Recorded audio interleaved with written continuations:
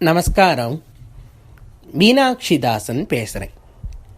ஆலயமறிவோம் பகுதி 92 மீனாட்சி அம்மன் கோயிலை பற்றி சொல்லிட்டு வரேன். நேற்றைக்கு தை மாதம் நடக்கக்கூடிய அழகான தைத்திருவிழா பற்றி பார்த்தோம். 4 முக்கியமான திருநாட்களை பற்றி சொன்னேன். வலைவீசி அருளல், தெப்பம் முட்டு தள்ளுதல், சிந்தாமணிக்கு சென்று கதிரறுத்தல், அதுக்கப்புறமா உயர்ந்த தெப்போற்சவம் தைப்பூச நன்னாளில். இந்த 4 முக்கியமான விஷயங்களும் நேற்றுக்கு நல்ல டீட்டெயில்டாக பார்த்தோம். அது எல்லாத்தையும் நேற்றுக்கு அனுபவித்தோம். இன்றைக்கு கடைசி 2 மாதங்கள் நடக்கக்கூடிய உற்சவங்கள் என்னென்னங்கிறத பற்றி பார்ப்போம். ரொம்ப ஆச்சரியமான கதை ஒன்று சொல்ல போகிறேன் இன்னைக்கு. கடைசி 2 மாதங்கள் மாசி, பங்குனி. அதில் மாசி மாதம் நடக்கிற உற்சவம் தான் ரொம்ப ரொம்ப ரொம்ப முக்கியமான உற்சவம். மீனாட்சி அம்மன் கோயில் நடக்கிற எல்லா உற்சவத்தை காட்டிலும் என்னன்னா, மாசியில் உயர்ந்த பிரம்மோற்சவம் நடக்கிறது. இப்போ திருப்பதியில் போய் நீங்கள் புரட்டாசி மாதம் சேவிச்சேன்னா ஆச்சரியமான பிரம்மோற்சவம் நடக்கிறது. அதே மாதிரி மதுரையில் பிரம்மோற்சவம்னா மாசி மாதத்தில் 1 நாள் 2 நாள் இல்லை, 48 நாள் உற்சவம்.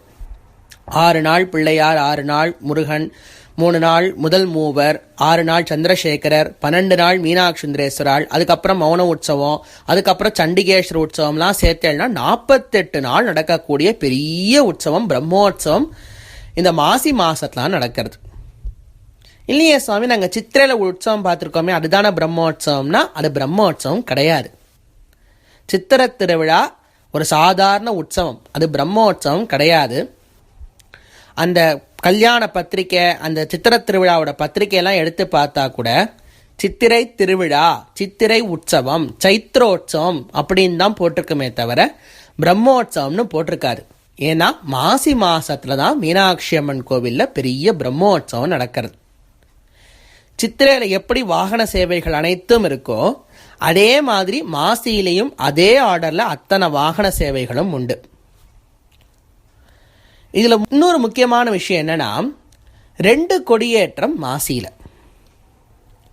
இந்த 48 நாள் உற்சவம் சொன்னேன்ல, அந்த 48 நாள் உற்சவத்துடைய முதல் நாள் ஒரு கொடியேற்றம், முக்கியமான கொடியேற்றம். சிவன் சன்னதிக்கு முன்னாடி இருக்கிற பெரிய தங்க கொடி மரத்தில் கொடியேற்றுவா. இது முதல் நாள். அதுக்கப்புறம் பிள்ளையார் உற்சவம், முருகன் உற்சவம் எல்லாம் நடக்கும். அதுக்கப்புறமா நடுவில் மீனாட்சி சுந்தரேஸ்வரால் உற்சவம் ஆரம்பிக்கும். ஒரு 12 நாள் உற்சவம் சொன்னேன்ல மீனாட்சி சுந்தரேஸ்வராளுக்கு, அது அந்த உற்சவத்தோடைய நடுவில் ஆரம்பிக்கும். அப்போ மறுபடியும் கொடியேற்றுவா.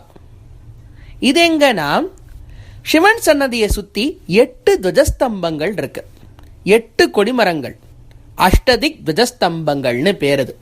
ரொம்ப ரொம்ப அரிய விஷயம்.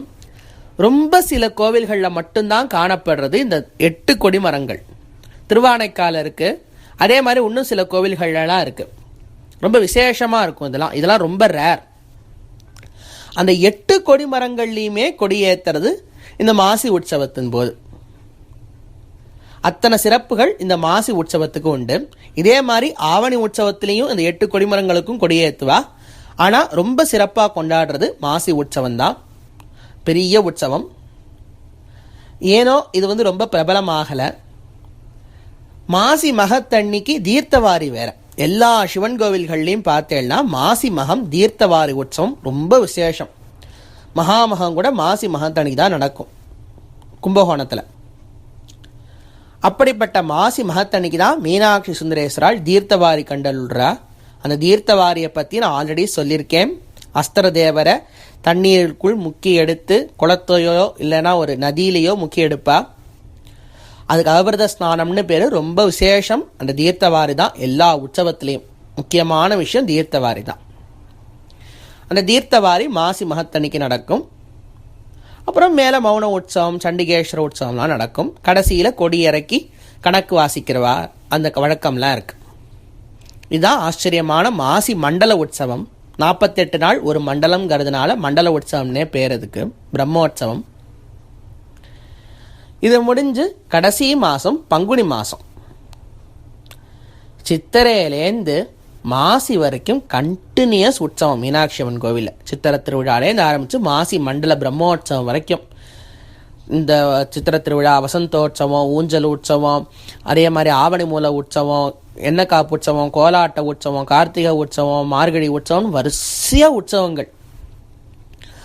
அதனால் மீனாட்சி அம்மன் இப்படி வெளியில் வந்து அப்படியே டயர்ட் ஆகிட்டாலும்.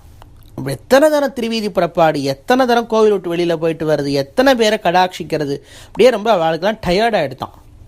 அதனால் என்ன பண்ணுறா, அவளுக்குன்னு ஒரு மாதம் எடுத்துக்கிறா. இப்போ நம்ம கம்பெனிலாம் வேலை பார்த்தோம்னா வெக்கேஷன் ஒரு டைம் இருக்கும். இப்போ நம்ம நமக்குன்னு ஒரு கொஞ்சம் டைம் கொடுத்து நீங்கள் போய் வெக்கேஷனில் போயிட்டு வாங்கோ அப்படின்பா. ஆஃபீஸ்க்கு லீவை போட்டு நம்ம எங்கேயாவது ஊர் சுற்றுற மாதிரி மீனாட்சி சுந்தரேஸ்வரால் என்ன பண்ணுறா, 11 மாதம் இந்த பக்தர்களுக்காக நல்லா எல்லாம் கடாட்சிச்சாச்சு. அதனால் கொஞ்சம் நம்மளுக்குன்னு ரெஸ்ட் எடுப்போம்னு சொல்லி ஏகாந்தமாக அழகாக ஊஞ்சல் ஆடுறா பங்குனி மாதத்தில். அவளாம் ரொம்ப பெரிய வாய்ப்பை, நம்ம வீட்டிலேயே ரெஸ்ட் எடுக்கணும்னா ஏதாவது ஊஞ்சல் இருந்தால் அங்கே போய் உட்காந்துப்போம்ல. அந்த மாதிரி மீனாட்சி சுந்தரேஸ்வரால் என்ன பண்ணுறா, கோவில் விட்டு புறப்பட்டு, இந்த கோவிலுக்குள்ளே இருந்தாலே பிரச்சனை சுவாமி, ஏன்னா யாராவது ஏதாவது கேட்டுட்டே இருப்பா, அதனால் நம்ம கொஞ்சம் இந்த கோவில் விட்டு வெளியில் போயிடலான்னு சொல்லி அவள் 2 பேரும் பிளான் பண்ணி மேற்கு சித்திர வீதியும் அந்த தெற்கு சித்திர வீதியும் கூடுற இடத்துல, கிட்டத்தட்ட தெற்கு சித்திர வீதியிலேயே தான் இருக்குது, வெள்ளியம்பல மண்டபம்னு பேர். அதுக்கு வெள்ளியம்பல ஸ்கூல் மண்டபம்பா. ஏன்னா இங்கே இடத்துல இப்போ ஸ்கூல் இருக்குது. முன்னாடி காலத்தில் அது மண்டபமாக மட்டும் இருந்தது, இப்போ அந்த இடத்துல ஒரு ஸ்கூல் இயங்கிறது. அந்த ஆச்சரியமான மண்டபத்தில் மீனாட்சி சுந்தரேஸ்வரால் அழகாக ஊஞ்சல் ஆடுவா. இந்த பங்குனி மாதம் கோடை வசந்தன் ஊஞ்சல் உற்சவம்னு பேர். இருக்கு அழகாக இருக்கும் பார்க்குறதுக்கே. அந்த மண்டபத்தை சுற்றி அகழியெல்லாம் இருந்தது. ஆனால் இப்போ அந்த அகழியெல்லாம் மூடிட்டா. ஏன்னா குழந்தைகள் எங்கேயாவது தவறி விழுந்துட போகிறதுங்கிறதுக்காக அகழியெல்லாம் மூடிட்டா. இப்போ ஆனால் ஆச்சரியமான மண்டபம் இருக்குது. அந்த மண்டபத்துக்கு நடுவில் ஊஞ்சல், அந்த ஊஞ்சலே மண்டபம் மாதிரி இருக்கும். ஒரு அழகான 4 தூண்களுடன் கூடிய ஒரு அழகான ஊஞ்சல், பெரிய மண்டபம் மாதிரி மேற்கூரையோடு இருக்கும். அதுவே ஆடும், பார்க்கறதுக்கே ஆச்சரியமாக இருக்கும். அதில் மீனாட்சி சுந்தரேஸ்வரால் இருந்து அண்ணா ஊஞ்சல் ஆடுவா. ஏன் சுவாமி, ஆணியில் தான் ஊஞ்சல் உற்சவம் இருக்கே, திருப்பி எதுக்குன்னா, ஆணியில் கூட பக்கத்தில் பிக்கல் பிடுங்கள் எல்லாம் இருக்கும். இந்த பக்கம் ஓடுவார் பாடுவார், அந்த பக்கம் நாடஸ்வர வித்வான் வாசிப்பார், மக்கள்லாம் கூடி உட்காந்துட்டு இருப்பா. அதுக்கப்புறமா கொஞ்ச நேரம் தான் ஊஞ்சல் ஆட்டுவா, 15 நிமிஷம் தான் அப்போ ஊஞ்சல். அதை முடிஞ்சோடனே கிடுன்னு கிளம்பி திருப்பி கோவிலுக்குள்ளே போயிடுவா. இதெல்லாம் நிறைய வேலைகள்லாம் ஆணியில் இருக்குது. ஆனால் எந்த பிக்கல் பிடுங்களுமே இல்லாமல் நமக்கு ஏகாந்தமாக ஜாலியாக ஒரு ஊஞ்சல் இருக்கணும்னு சொல்லி அவன் 2 பேரும் பங்குனியில் ஊஞ்சல் ஆடுறா. அழகாக இருக்கும் சேவிக்கிறதுக்கே. இந்த பிக்கல் புடுங்கல்னு சொல்கிறது ஒரு வார்த்தைக்காக சொல்லலாம். ஆனால் மீனாட்சி சுந்தரேஸ்வரால் எப்போவுமே பக்தர்கள் வர தான் பார்க்க தான் சந்தோஷப்படுவாளாம். அவளுக்கெல்லாம் பக்தர்களை கண்டாதான் ஒரு தனி சந்தோஷம் வருமா அவளுக்கு. நிறைய பேர் வரணும், நிறைய பேர் கடாட்சிச்சுட்டே இருக்கணும். யாராவது நம்மள்ட்ட ஏதாவது கேட்க மாட்டானான்னு தான் உட்காந்துருக்கு. அதனால தான் சிவனோட இடது கை பார்த்தேன்னா, சோமசுந்தரேஸ்வரோட இடது கை சிவபெருமான் பார்த்தேன்னா வான்னு கூப்பிட்ற மாதிரி தான் இருக்கும். நீ வா, வலது கையால் உனக்கு ஆசீர்வாதம் பண்ணுறேன், உனக்கு நான் அனுகிரகம் பண்ணுறேன், வா, உனக்கு தேவையானதெல்லாம் நான் கொடுக்குறேன், வா, நான் ஒரு கற்ப விருட்சமாக நானே இருக்கேன், வா, நான் என்னையே நீ கேட்டாலும் நான் தருவேன், வான்னு சொல்லி வான்னு கூப்பிட்டு அனுகிரகம் பண்ணுறதுக்காக தான் சுந்தரேஸ்வரர் அப்படி உட்காந்துருக்கார். பிரியாவிடையும் பக்கத்தில் அப்படி தான் வான்னு அப்படி தான் கூப்பிட்ற மாதிரி தான் உட்காந்துருப்பா. அழகாக இருக்கும் அவள் கையை நீங்கள் 2 வச்சிடலாம். இது பங்குனி மாதத்தில் நடக்கிற உற்சவம். இந்த பங்குனி மாதத்தில் வேறு 2 முக்கியமான உற்சவங்கள் நடக்கிறது. என்னன்னா, ஒரு தரம் மீனாட்சி சுந்தரேஸ்வரால் தன் பிள்ளையான முருகப்பெருமானுடைய திருக்கல்யாண வைபவத்தை அட்டன் பண்ணுறது. இங்கேருந்து கிளம்பி திருப்பரங்குன்றம் போய் சுப்பிரமணிய சுவாமியோடைய திருக்கல்யாணத்தை அட்டன் பண்ணிட்டு அதுக்கப்புறமா அங்கேருந்து கிளம்பி மதுரை வருவா. இது மீனாட்சி சுந்தரேஸ்வரால் இன்றளவும் பண்ணக்கூடிய ஒரு விஷயம். இந்த விஷயத்தை பற்றி நான் ரொம்ப டீட்டெயில்டாக சொல்லியிருக்கேன். எப்படி கிளம்புவா, அங்கே எப்படி முருகப்பெருமான் வாசலில் கூட்டிப்பார், எப்படி கல்யாணம் நடக்கும், கடைசியில் எப்படி விடை கொடுத்து அனுப்புவார், எல்லாம் நான் சொல்லியிருக்கேன். அதனால் இப்போ அதை திருப்பி நான் சொல்லலை. அது ஒரு நாள் உற்சவம், முருகப்பெருமானுடைய திருக்கல்யாண வைபவத்தை அட்டன் பண்ணுறது. இன்னொரு நாள் முக்கியமான உற்சவம், பங்குனி உத்தரத்தன்னைக்கு அம்பாள் சிறுவனோட கிளம்பி பொன்னடியாள் அப்படின்னு ஒருத்தருக்கு காட்சியளிக்கும் ஆச்சரியமான உற்சவம். இது ஒரு திருவிளையாடல் புராணத்தோட கதை. இந்த கதையை முதல்ல என்னன்னு பார்த்துடுவோம். திருப்புவனம் அப்படின்னு ஒரு இடம் மதுரையோட கிழக்கில் இருக்குது. மதுரை கிழக்குலன்னு கொஞ்சம் தூரம் போனேன்னா இந்த திருப்புவனம் அப்படிங்கிற ஊர் வரும். அழகான ரம்யமான இடம், அமைதியாக அந்த சோலைகள்லாம் விளங்க, வைகை நதி கரை ஓரமாக இருக்கிற ஆச்சரியமான ஊர். புஷ்பவனேஸ்வரர் அப்படின்னு சொல்லி ஒரு சிவபெருமான் அங்கே ஏறியிருக்கார். சௌந்தரநாயகி அம்பாள் புஷ்பவனேஸ்வர சுவாமி, பூவநாத சுவாமின்னு கூப்பிடுவா. நிறைய தேவார பாடல்லாம் பெற்ற ஸ்தலம் அது. திருஞான சம்பந்தர் பாடியிருக்கார். திருஞான சம்பந்தருக்கு அருள் புரிஞ்ச இடம். அவர் அந்த ஊருக்கு வரும்பொழுது அந்த மணல்லாம் பார்த்தா சிவலிங்கமாகவே இருந்ததாம், எல்லா மணலும். அதனால என்ன பண்ணுறார், தள்ளி நின்று சிவனை பாடுறார். இந்த சிவலிங்கத்துக்கு மேலே நம்ம கால் வைக்கப்படாது, இந்த மணல் அனைத்துமே அங்கே சிவலிங்கமாக இருக்குன்னு சொல்லி. அப்போ நந்தி மறைக்க, நந்தியை சிவபெருமான் நீங்கள் தள்ளிக்கோ, சம்பந்தர் என்னை பார்க்கட்டும் அப்படிங்கிறார். அப்போ அழகாக சிவபெருமான் நந்தி விலக காட்சியளித்து திருஞான சம்பந்தருக்கு அருள் புரிந்த ஊர் திருப்புவனம். ரொம்ப ஆச்சரியமான ஸ்தலம். அந்த ஊரில் பொன்னணையாள் அப்படின்னு ஒரு தேவதாசி இருந்தாள். தேவதாசினா நம்ம இப்போ தப்பாக புரிஞ்சுட்டு இருக்கோம். ஆனால் தன்னுடைய வாழ்க்கையவே இறைவனுக்காக அர்ப்பணித்தவர்கள் தான் தேவதாசிகள். அவள்லாம் தன்னோட கலையை மொத்தமாக சிவபெருமானுக்காக அர்ப்பணம் பண்ணி எப்போ சுவாமி புறப்பாடாருதோ அப்போ இறைவனுக்கு முன்னாடி நாட்டியமோ பாட்டோ அதெல்லாம் பண்ணுறது தான் தேவதாசிகளோட வேலை. அப்போ பொன்னணையாள்னு ஒரு தேவதாசி இருந்தா. 2 விதமாக பேர் சொல்கிறா.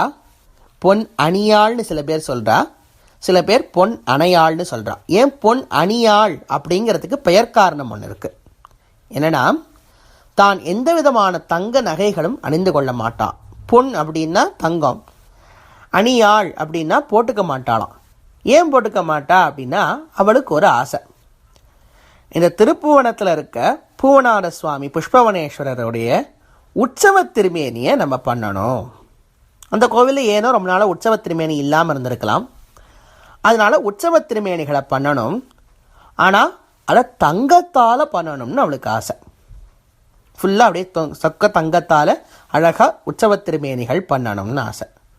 ஆனால் அவள் ரொம்ப வறுமையில் இருக்கா. அவளுக்கு என்ன, தேவதாசி தான், ரொம்ப காசெல்லாம் வராது, கோவில்லேருந்து யாராவது பார்த்து காசு கொடுத்தாதான் உண்டு. அதனால் ரொம்ப வருத்தப்பட்டு இதோ கொஞ்சம் கொஞ்சமாக சிறுக சிறுக சேமிச்சுண்டு வரா. சிவபெருமான் மீது அபாரமான பக்தி கொண்டவ. அதனால சிவபெருமான் அவளுக்கு அனுகிரகம் பண்ணணும்னு யோசிக்கிறார். அவர் என்ன பண்ணுறார், எப்படி அனுகிரகம் பண்ணார், அவள் சில பண்ணாளா பண்ணலையா, அதெல்லாம் நாளைக்கு பார்ப்போம்.